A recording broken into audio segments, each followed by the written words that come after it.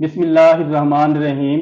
सामीन इकराम, एक नई वीडियो और एक नए लॉ पॉइंट के साथ मैं हाजिर खिदमत हूँ।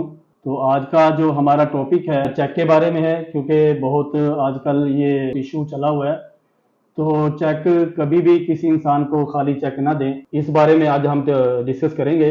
इससे पहले अगर आप लोगों ने मेरा चैनल सब्सक्राइब नहीं किया तो काइंडली सब्सक्राइब कर लें और बेल आइकॉन को भी दबा दें और इसे लाइक करें और इसे काइंडली शेयर भी करें, ताकि मैं आप लोगों के लिए ऐसी ही अच्छी अच्छी वीडियो बना सकूं। तो आज हम अपने मौजू की तरफ आते हैं।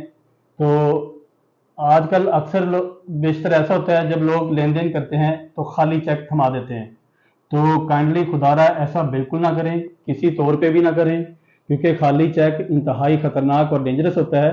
तो जब भी आपने अपने किसी लेन देन का मामला किसी से करना है, कोई प्रॉपर्टी खरीदी है या कोई किसी की पेमेंट करनी है, किसी पेमेंट देनी है किसी की, या किसी भी अपने मैटर के अंगेंस्ट आप चेक जब आप किसी को देते हैं तो काइंडली उसे खाली ना दें, उस पर साइन करें, अपने डेट डालें और रकम उसके अंदर इंदराज करें रकम का। ऐसे खाली चेक आपने नहीं देना, ये आपके लिए बहुत मसाइल कर सकती है आपके लिए ये बात। तो खाली चेक दे दिया और उन्हें अपनी मर्जी से कोई रकम वगैरह भर ली तो आपको इसका खमियाजा भुगतना पड़ेगा। और इसके खिलाफ अगर आपके खिलाफ कानूनी चाराजोई हुई तो इसके लिए सजा भी है, 3 साल सजा हो सकती है आपको। तो काइंडली इसमें जब भी आप किसी से लेन देन करें, अगर चेक देना भी है उसमें डेट जरूर मेंशन करें, रकम मेंशन करें और अपने साइन करें।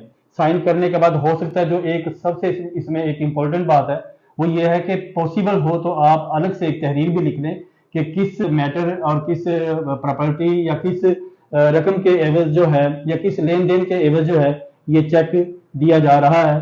तो उस पर अगर आपकी तहरीर अलग से होगी तो उसमें सारी चीज़ें क्लियर हो जाएंगी। तो मैं आपका इंतहाई मशकूर हूँ कि आप लोग मेरी वीडियो वॉच करते हैं और उस पर अपनी जो है अपनी आरा भी देते हैं, तो बहुत शुक्रिया। अगर आपने मुझे फेसबुक पे फॉलो करना हो तो फेसबुक पे भी ए एंड लॉ फर्म के नाम से तो फेसबुक पेज बना है, वहाँ भी फॉलो कीजिएगा। और मैं इंतहाई मशकूर हूँ आपके तावन का।